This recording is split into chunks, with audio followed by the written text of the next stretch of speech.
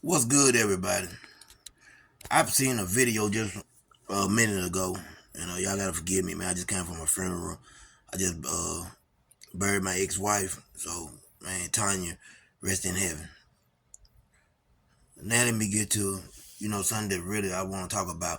People saying that Terrence Crawford. I seen a video of someone talking about Earl Spence calls himself man down, but he hasn't been finishing people. That Terrence Crawford has been finishing people for however long. Well, let's take a look at something. If you really know boxing, you know what I'm saying, and don't come in here in the comments hating it. Don't be biased and tell the truth.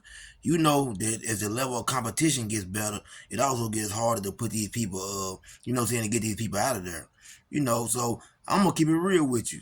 Terrence Crawford has been fighting a bunch of tomato cans, cab drivers, or whatever. He caught Kell Brook, who had basically, you know, we all know that Kell Brook, was 3 years past his prime. He had been out of the 147-pound division for over 3 years, had trouble making the weight class. So do you want to count that? You know what I'm saying? Saying Kell Brook was still who he once was when Earl Spence fought him? No, he wasn't the same fighter. Sean Porter. We look at Sean Porter, his dad, basically said Sean Porter had checked out before the fight even started. So we also know that Sean Porter, once he got done fighting Earl Spence, he wasn't the same fighter. Then let's go to you guys. So you don't want to say that that's a beat down or a stoppage. I mean, that man got punished. When you fight Earl, you're never the same fighter again. We got to stop trying to make these notions and say that Terrence Crawford is doing this and doing that.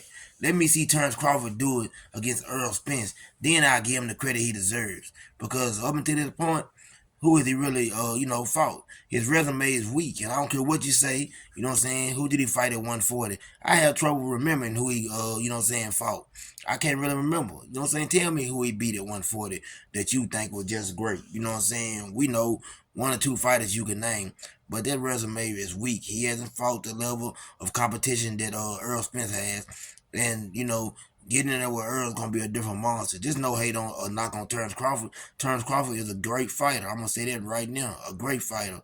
But I just don't think that he's Earl Spence caliber. And I'm gonna tell y'all, you're gonna be in for a real surprise. A lot of people are picking against Earl for different reasons, whatever it may be. But you're gonna see what Earl Spence got to do. His man down. The big fish is coming.